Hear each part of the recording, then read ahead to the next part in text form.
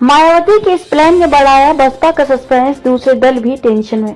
इस बार लोकसभा चुनाव में बसपा फूंक फूंक कर कदम उठा रही है। उसकी रणनीति है कि इस बार प्रत्याशी के नाम का ऐलान तब होगा जब सभी दल के प्रत्याशी सामने आ जाएंगे। इसके पीछे बसपा नेतृत्व का मकसद ये है कि प्रतिद्वंदी का चेहरा देखकर समीकरण के हिसाब से प्रत्याशी उतारा जाए ताकि जीत पक्की रहे। बसपा में प्रत्याशी चयन का तरीका औरों से अलग है। बसपा मुखिया सुश्री मायावती ही प्रत्याशी के नाम पर अंतिम मोहर लगाती हैं और राष्ट्रीय, प्रदेश या जिला स्तर के पदाधिकारियों को भी मायावती के अंतिम मोहर के बाद ही प्रत्याशी के बारे में जानकारी हासिल होती है। प्रत्याशियों की घोषणा भी राज्य स्तर पर न होकर मंडल कोऑर्डिनेटर जिलों में प्रत्याशियों के नाम घोषित करता है। पहले चुनाव का ऐलान होने से पहले ही बसपा प्रत्याशी को लोकसभा चुनाव प्रभारी बनाकर ये संकेत देती रही है कि यही शख्स अगला प्रत्याशी होगा, मगर इस बार बसपा ने अपनी रणनीति में बदलाव किया है। अभी तक प्रत्याशी के नाम का ऐलान इसलिए भी नहीं हो पा रहा है क्योंकि गोरखपुर मंडल में अंतिम चरण में चुनाव होना है, जबकि बस्ती मंडल में उससे पहले, लेकिन दोनों ही मंडलों में बसपा ने अभी तक अपने उम्मीदवार तय नहीं किए हैं। उम्मीदवारों के चयन में देरी के पीछे के कारणों के बारे में सूत्र बदली रणनीति बता रहे हैं। अभी भाजपा के प्रत्याशियों का ही चेहरा सामने आया है। समाजवादी पार्टी ने भी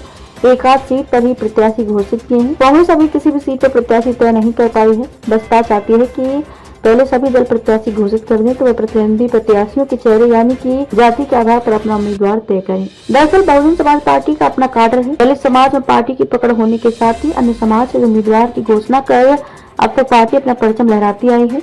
पार्टी ने 2009 में गोरखपुर, बस्ती और मंडल में काफी बेहतर प्रदर्शन किया था, लेकिन उसके बाद एक के बाद एक कर हुए 2 लोकसभा चुनाव में वे प्रदर्शन पार्टी दोहरा नहीं पाई। हालांकि दोनों चुनाव में मोदी लहर का हवाला दिया गया और बताया गया कि यही हाल अन्य पार्टियों कांग्रेस और सपा का भी रहा। हालांकि बसपा को इस बार उम्मीद है कि उसका बिखरा वोट उसके पास लौटेगा और वह बेहतर प्रदर्शन करने जा रही है। पार्टी के अब तक उम्मीदवार सामने न आने और पार्टी के स्थानीय नेताओं के इस पर चुप्पी साधने से कयास को बल मिल रहा है कि बसपा का प्रत्याशी सबसे अंत में घोषित होगा।